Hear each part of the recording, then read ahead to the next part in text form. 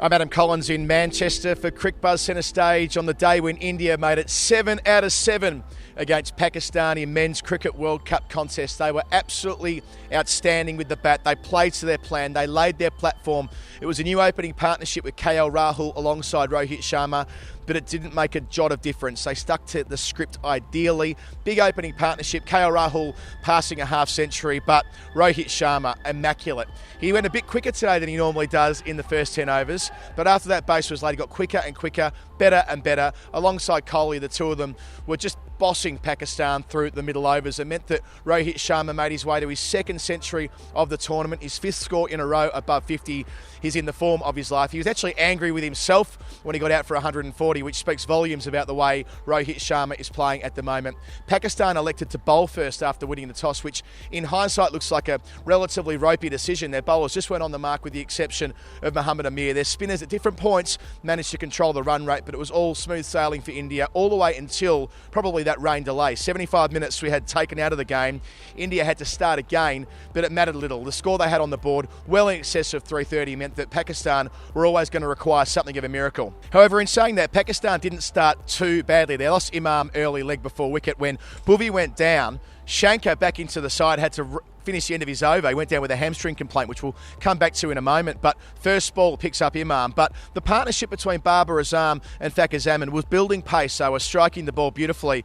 And then Kuldeep Yadav bowled arguably the ball of the tournament. Straight through the gate of Babar Azam. It had drift, it had flight, it had turn and grip off the pitch, straight through the gate. It's the stuff that dreams are made of for wrist spinners. And Kuldeep Yadav was the absolute standout bowler for Virat Kohli today. Yes, see, Kuldeep is someone who needs a lot of confidence before going into his spell.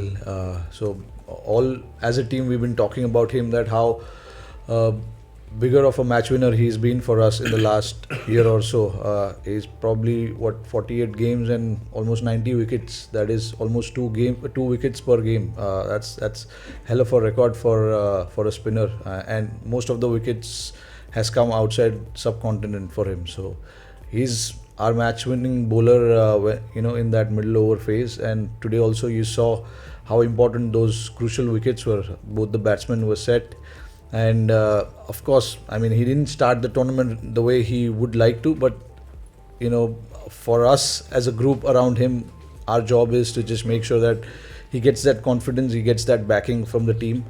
And he understands his bowling really well as well. So it's just about giving him that confidence, making sure that he knows that he's one of our premier bowler, and we've done that. And when you do that as a team, the individual always wants to step up. And I think he did it today. So after the pins were set up by Kuldeep Yadav, they were knocked down by Hardik Pandya with 2 wickets in 2 balls. They were 4 in 20 balls, and Pakistan were absolutely gone at that stage. Regrettably, after a long rain delay, they decided to bring the players back out at 7:10 at night, which is why we're recording at the train station. We're about to jump on the train back to London, of course, for the rest of the tournament. But what it meant was the game didn't perhaps finish the way we would have liked, with a euphoric moment. It ended up being a bit of a damp squib, but it didn't matter. For India's part, all they care about is the 2 points. By contrast, Pakistan, they did battle today. They haven't lived up to expectations in these games over the years. It's another example of that. They weren't able to make a serious dent in the Indian batting lineup. They weren't ever able to really threaten, with the exception of that partnership for the second wicket between Babar Azam and Fakhar Zaman. Once that partnership was broken, it really was a mismatch the whole way through in the second half of that Pakistan chase. And here is Sarfraz Ahmed, the Pakistani captain, talking about the daunting task they have ahead of them now if they have any chance of making the semi-finals.